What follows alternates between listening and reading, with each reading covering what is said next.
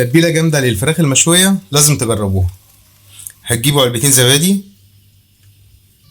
وبصل مبشور، وانزل عليه بالبهارات بتاعتي، معلقه فلفل اسود، معلقه بصل بودر وتوم بودر، معلقه بهارات فراخ عاديه، نص معلقه كركم، ومعلقه كبيره بهارات فراخ مشويه، ملح طبعا، معلقه توم كبيره مفروم، حوالي معلقتين خل، واخر حاجه معانا معلقتين عسل اسود.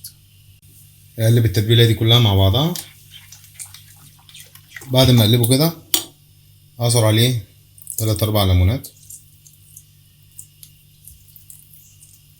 ونقلب تاني.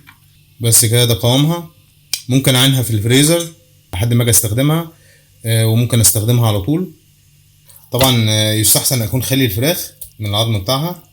وما اجي اتبل باخد شويه من التتبيله واحط كده، بحيث ان هي ايه تدخل بين اللحم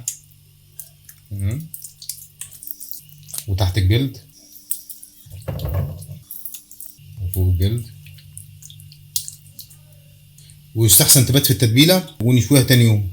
جربوها وهتحبوها بالطريقه دي قوي. وما تنسوش لو عجبتكم اللايك والشير، وهستنى رايكم في التعليقات.